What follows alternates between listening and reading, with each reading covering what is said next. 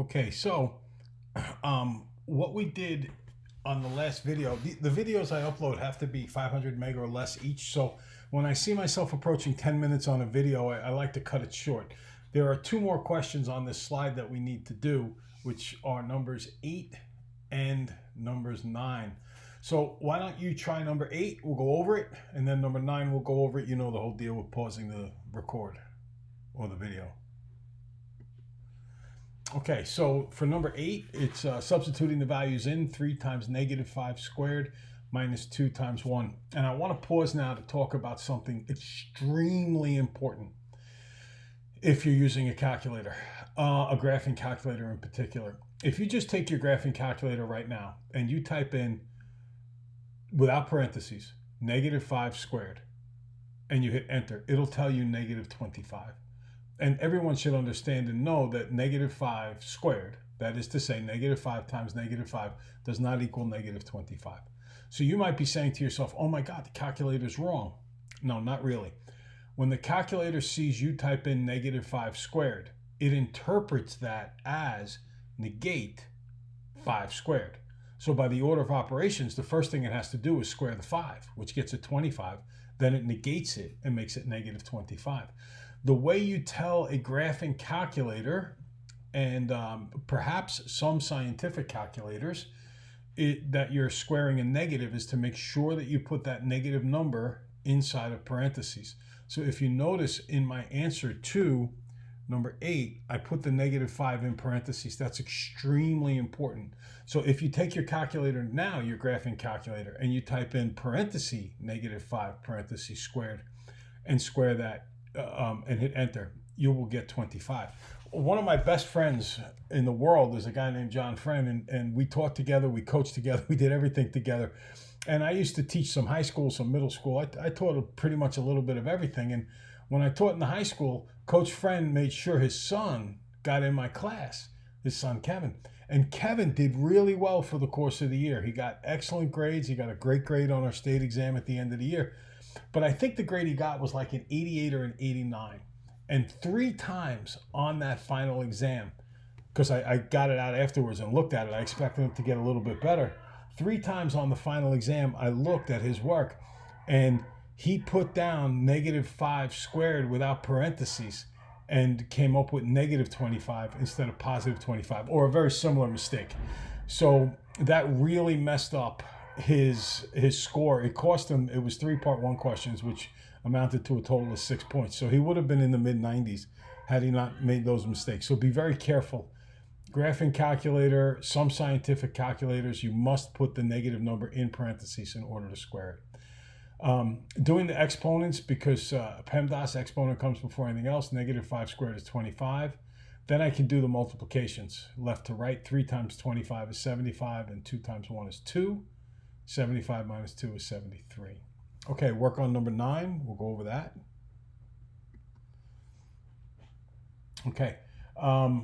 Notice when I'm emphasizing again the importance of negatives and squaring. That's not only am I working, or not only are we working, our PEMDAS abilities and our order of operations, evaluating expressions, but I'm really focusing in on the importance of putting negatives in parentheses here so that you don't forget that.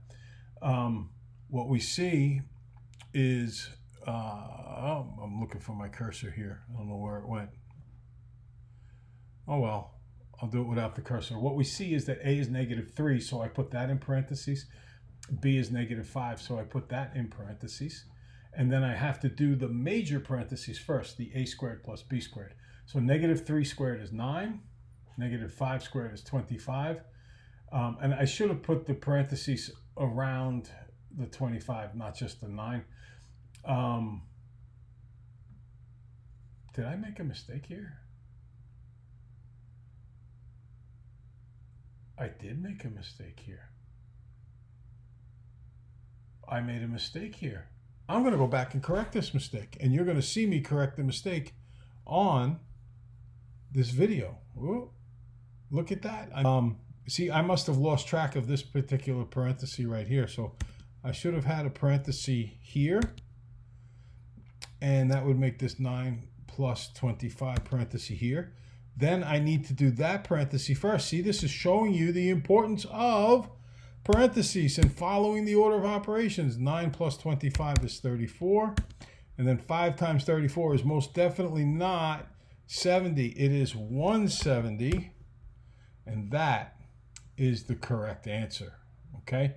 170 is the correct answer here. Notice, negative 3 squared is 9. Negative 5 squared is 25. Then I have to do this parenthesis here, the 9 plus 25, and that amounts to 34. And then I can multiply because I have to do parentheses before multiplication, remembering PEMDAS. 9 and 25 make 34, so the total, 5 times 34, is 170. So that is to show you two things. Number one, how a trained professional handles an emergency situation. And the second thing it does is it reinforces the idea of pay attention to your parentheses so that you don't make the same mistake that I just did. Okay. I don't know if you know anything about the Little Rascals, but when I was a kid, back when we rode those dinosaurs to school barefoot in the snow, Little Rascals were real popular on TV. Miss Crabtree gives her class, including Spanky and Alfalfa, an algebra question to do. Please evaluate the expression 3 plus 5 times 4. It's actually more of an arithmetic question. Spanky says the answer is 32. Alfalfa says the answer is 23. Who is right? Where did the other go wrong?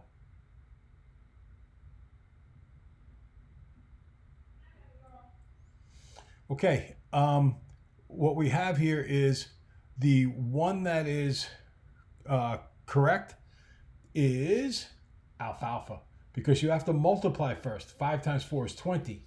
Then you add 3 and you get 23. Spanky's wrong. He did 3 plus 5 first and got 8, and then 8 times 4 is 32. So alfalfa is correct.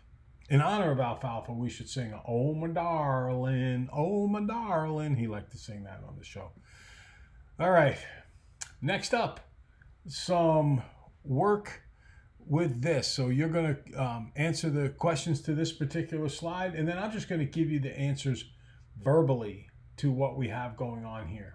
Okay, so pause the videotape, do the whole slide, and then I will actually begin the next video with this slide because we're running long on time.